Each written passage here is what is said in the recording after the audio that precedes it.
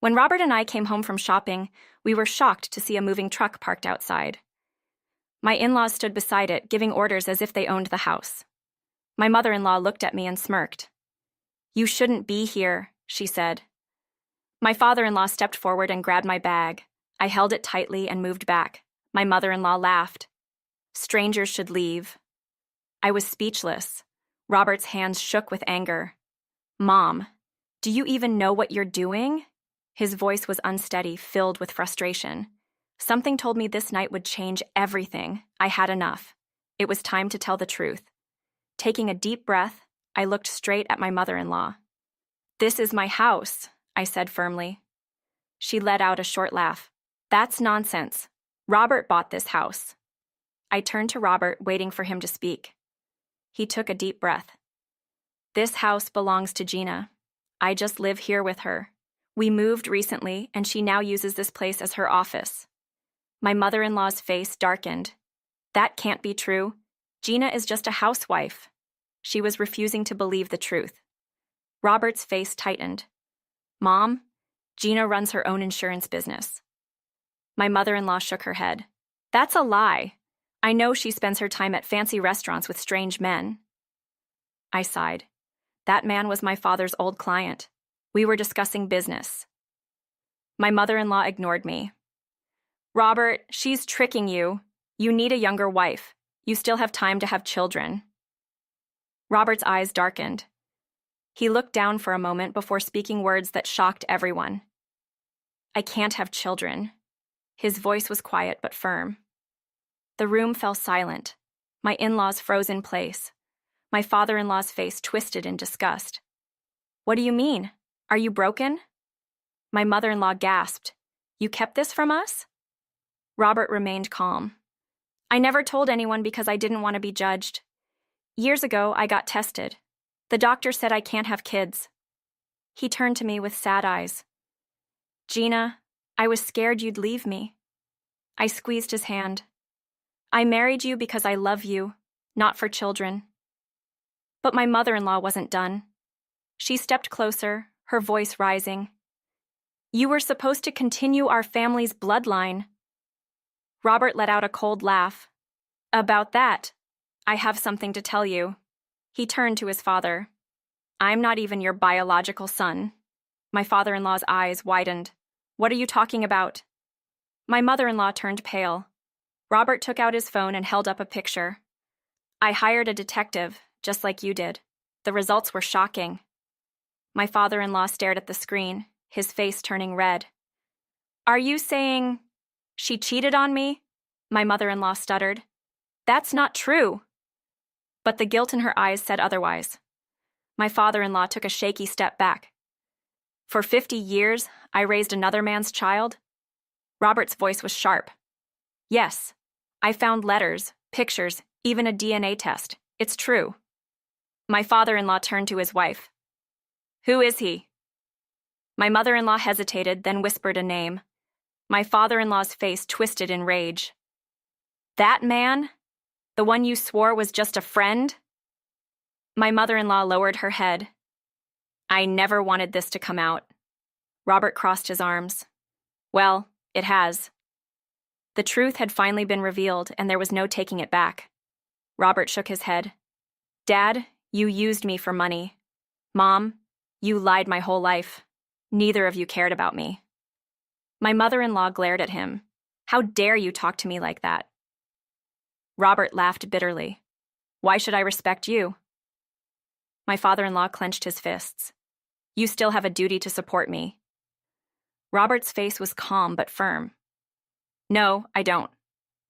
My father-in-law's rage boiled over. "You ungrateful brat!" He lunged at Robert, but Robert easily moved out of the way. Years of control and manipulation were slipping through my in-law's fingers. Before my father-in-law could attack again, Robert pushed him back. "I don't owe you anything." He turned to the movers. "Take their things to storage. They don't belong here." My mother-in-law screamed, "You can't do this. We have nowhere to go." I crossed my arms. "Not our problem." My father-in-law glared at us. "You'll regret this." Robert smirked. "No, we won't." The movers finished packing. My in-laws stood on the street, realizing they had lost everything. They had controlled our lives for years, but now we were finally free from their grip. A week later, we heard that my in-laws had separated. My father-in-law tried to sue my mother-in-law's lover, but the lover's wife sued him back. My mother-in-law struggled to find work, while my father-in-law barely made enough to live. Robert, on the other hand, was at peace. "I don't have to pretend anymore," he told me one evening. "I can finally breathe." I smiled and held his hand. "We're free now." He nodded. "Yes, and we have a fresh start." But just as we were settling into our new lives, a call came that changed everything. One evening, while we were eating dinner, my phone rang. It was my mother-in-law. "Gina, help me," she whispered. I frowned. "Why would I do that?" She sobbed. "I have nowhere to go." I hesitated. Before I could answer, Robert grabbed the phone. "Mom, this is the last time we'll speak. Goodbye." He hung up. I looked at him. "Are you sure?" He nodded. She made her choice. Now we make ours. That was the end of it. My in-laws were gone, and we were finally free to live our lives the way we wanted. Without my in-laws in our lives, everything felt peaceful. Robert focused on his work, and I expanded my insurance business. One day, a client called me. "We rescued a kitten. She has beautiful sea blue eyes. Would you like to adopt her?" Robert and I discussed it and decided to bring her home. We named her Marine, inspired by Robert's childhood fishing trips with my father. As we set up her little bed, I realized something. Family isn't just about blood. It's about love, trust, and support. Robert smiled as Marine curled up in his lap. Our family just got bigger. Days passed without any news from my in-laws, until one evening my phone rang. It was my mother-in-law. "Gina, please, I have nowhere to go," she whispered. I sighed.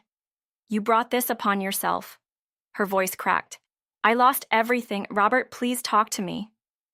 Robert took the phone from me. His voice was cold. "Mom, you made your choice. We're moving on. Goodbye." He hung up without hesitation. I looked at him. "Are you sure?" He nodded. "For the first time in my life, I feel free. We don't owe them anything." And with that, we closed that chapter. A few weeks later, we received a letter in the mail. It was from my father-in-law. "Robert, I regret everything. I was blinded by anger. Let's start over." Robert scoffed and tossed the letter aside. "It's too late." But something felt off. A few days later, we learned the truth. My in-laws hadn't just lost their home, they had lost everything. My mother-in-law had tried to get back with her former lover, but his wife had ruined him financially. With no money and no one to turn to, my in-laws were now living in a tiny rental home, struggling to survive. Robert and I talked about it that night. "Do you feel bad?" I asked. He shook his head. "They never cared about me.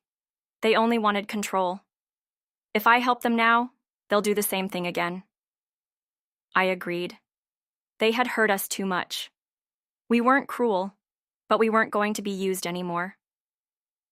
The next morning, Robert sent one final message to his father. "I wish you peace, but I'm not part of your life anymore. Don't contact us again." That was the last time we ever heard from them. The past was finally behind us. Life moved forward. Robert and I focused on the things that mattered: our happiness, our work, and our small, peaceful home. Marine, our kitten, became the heart of our house. Watching her play, I realized something important. Happiness isn't about having the perfect family. It's about surrounding yourself with people who love you for who you are. Robert smiled at me one evening.